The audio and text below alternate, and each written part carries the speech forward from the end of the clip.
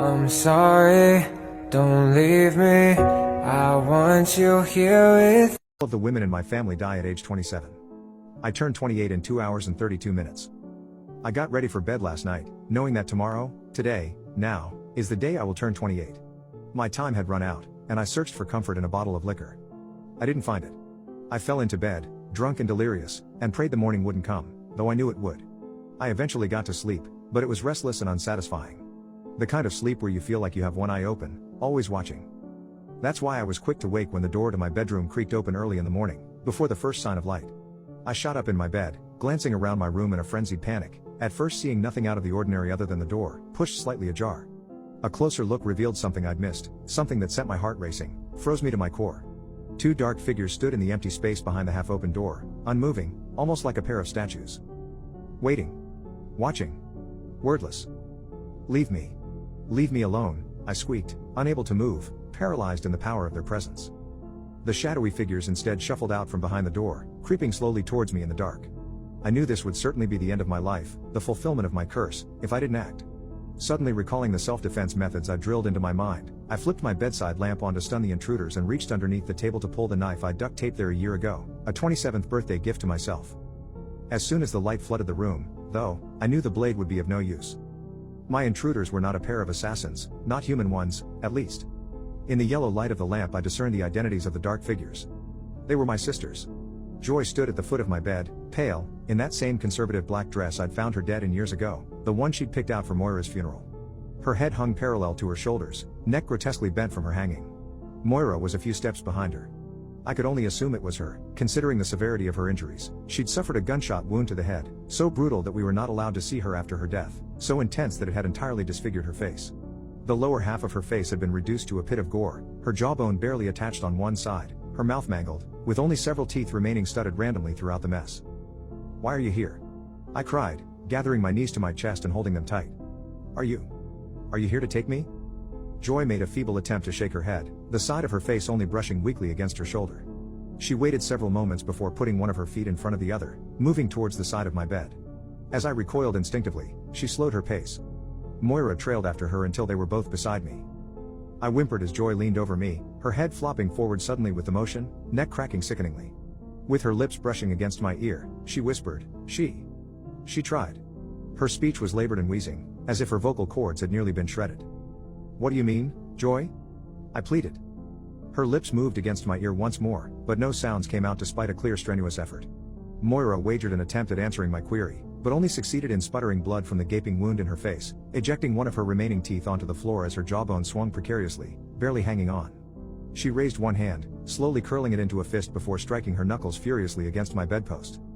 The incessant sound startling me, I forced my eyes shut tight and pulled my knees even closer against my chest. Moira's knocking seemed only to escalate in volume, seemed to go on forever, until, finally, it stopped. I cracked my eyes open to find that both of my sisters had vanished, that the light of early morning had begun to spill in through the slats of my blinds. It was just past 6 o'clock, the 7th of June, the day of my 28th birthday. I was born at 9:26 a.m. Once I learned of the curse, I burned the time of my ultimate expiration into my mind. I only had 3 hours and 16 minutes left to live. If I even had that long. Draping my covers over my head, I resolved to spend the rest of my life asleep.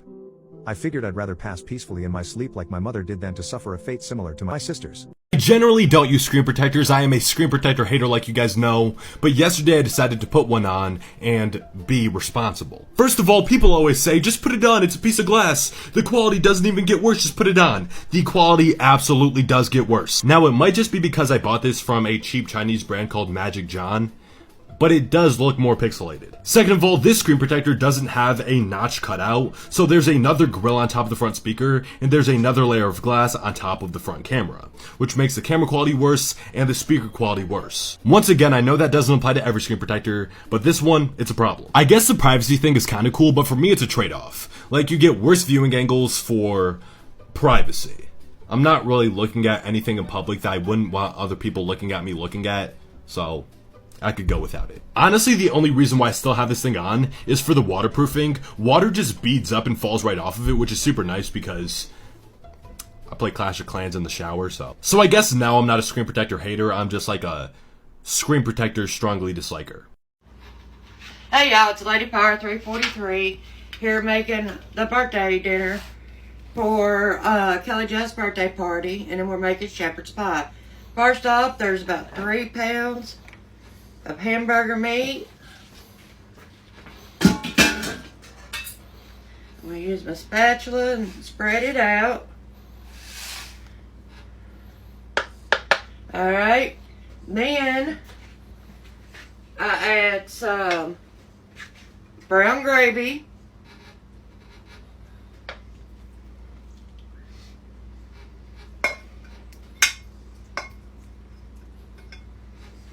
Okay, and I'm going to mix that all up good together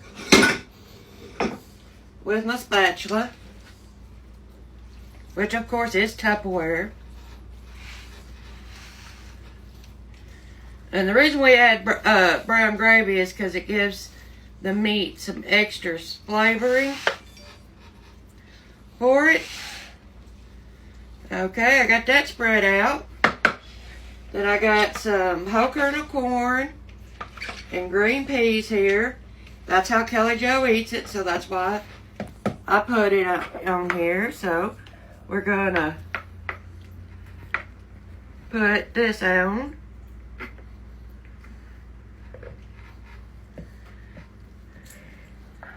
And spread it out some.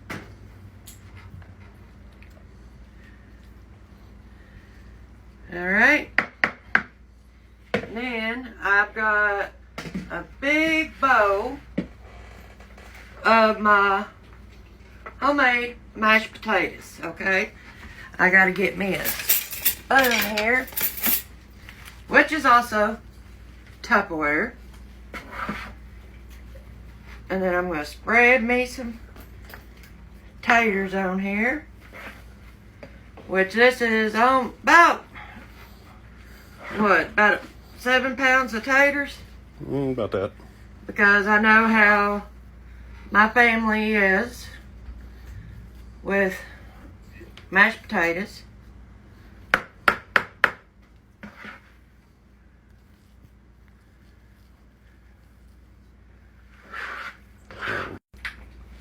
Now I've already got my oven on 400 degrees, and I'm going to cover it with some shredded cheese all over this big bad boy.